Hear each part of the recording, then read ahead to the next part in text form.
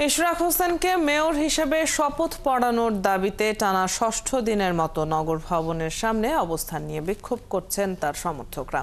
সকালে নগর ভবনে অবস্থান নিয়েছেন তারা। দাবি আদায় না হওয়া পর্যন্ত এই আন্দোলন চালিয়ে যাবার ঘোষণা দিয়েছেন আন্দোলনকারীরা।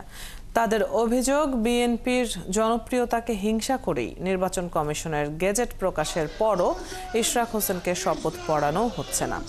দাবি আদায় না হলে আরও কঠোর কর্মসূচির হুঁশিয়ারি দেন তারা। এদিকে বিক্ষোভকারীদের টানা আন্দোলনের কারণে বন্ধ রয়েছে সব ধরনের নাগরিক সেবা। এতে ভোগান্তিতে পড়েছেন সেবাগ্রহীতারা।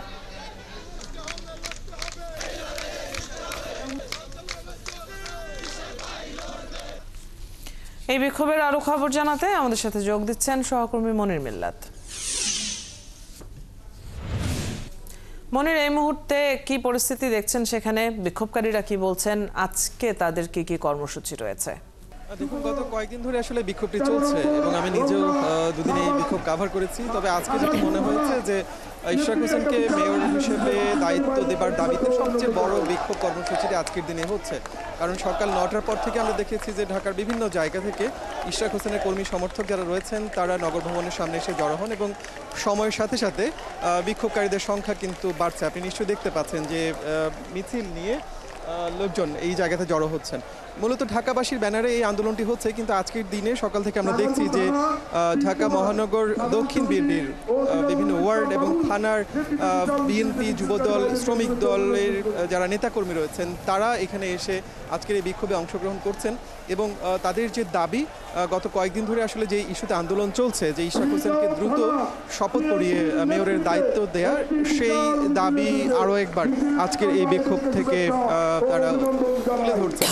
আনুষ্ঠানিকভাবে বিক্ষোভ সমাবেশের কার্যক্রম শুরু হয়নি। আমরা দেখছি যে ঢাকার বিভিন্ন থানা এবং ওয়ার্ড থেকে মিছিল নিয়ে এখানে নেতাকর্মী এবং ইশরাক হোসেনের যারা কর্মী সমর্থক রয়েছেন তারা এই জায়গাতে জড়ো হচ্ছেন, যে কারণে আপনার গুলিস্তানের গোলাপশাহ মাজার থেকে শুরু করে ফুলবাড়িয়া মুখী যে সড়ক রয়েছে সেই সড়কের দুই পাশে আজকে বলা চলে যে ষষ্ঠ দিনের মতো যান চলাচল পুরোপুরি বন্ধ রয়েছে। একেবারে মূল যে গেট রয়েছে নগর ভবনের, সেই গেটের সামনে আমরা দেখেছি যে 3টি পিকআপ ভ্যানের মাধ্যমে একটি স্থায়ী মঞ্চ সেখানে তৈরি করা হয়েছে এবং সেই মঞ্চ থেকে মূলত এই বিক্ষোভ সমাবেশের কার্যক্রম চলছে। নগর ভবনের পকেট গেট যেটি রয়েছে সেটি খোলা রয়েছে, শুধুমাত্র সিটি কর্পোরেশনের দু একজন শ্রমিক কর্মকর্তা কর্মচারী তারা ভেতরে যাওয়ার সুযোগ পাচ্ছেন। কিন্তু আমরা নগর ভবনের ভেতরে যাওয়ার চেষ্টা করেছি, সেখানে সবগুলো গেটেই তালা দেয়া, যে কারণে সিটি কর্পোরেশনে যারা কর্মকর্তা রয়েছেন কিংবা কর্মচারী রয়েছেন তারা কিন্তু নগর ভবনের ভেতরে তাদের যে দপ্তর কিংবা তাদের যে কক্ষ যেগুলো রয়েছে সেগুলোতে যাবার সুযোগ পাচ্ছেন না। বলা চলে যে ষষ্ঠ দিনের মতো ঢাকা দক্ষিণের নগর ভবন কার্যত অচল এবং এখান থেকে যে নাগরিক সেবাগুলো প্রতিনিয়ত দেওয়া হয় সেই নাগরিক সেবা কার্যক্রম পুরোপুরি বন্ধ রয়েছে।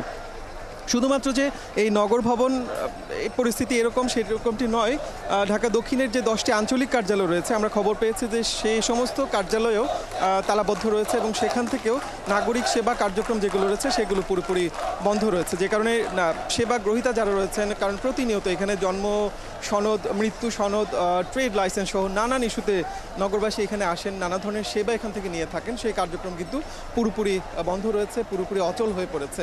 আর বিক্ষোভকারী যারা রয়েছেন তারা বলছেন যে বিষয়টি তারা দ্রুত সুরাহাত চান, যেহেতু নির্বাচন কমিশন থেকে এরই মধ্যে গেজেট দেওয়া হয়েছে কিন্তু স্থানীয় সরকার বিভাগ, স্থানীয় সরকার মন্ত্রণালয় ইশরাক হোসেনকে শপথ পড়ানোর কোনো ধরনের ব্যবস্থা নিচ্ছেন না, সেই জায়গাতে গাফিলতি হচ্ছে, সেই কারণে তারা চাচ্ছেন দ্রুত এই বিষয়টির সমাধান হোক। আমরা তাদের কাছে প্রশ্ন করেছিলাম যে এখানে দুর্ভোগ হচ্ছে, নগরবাসী নাগরিক সেবা থেকে বঞ্চিত হচ্ছে, সেই বিষয়টি তারা নিয়ে আসলে তারা কী ভাবছেন। তারা যেটি বলছেন যে নগরবাসীর কষ্টের কথা তারা জানেন, কিন্তু এখানে নির্বাচিত একজন মেয়র না থাকার কারণে এখানে এক ধরনের সংকট তৈরি হয়েছে, সেই সংকটের তারা অবসান চান।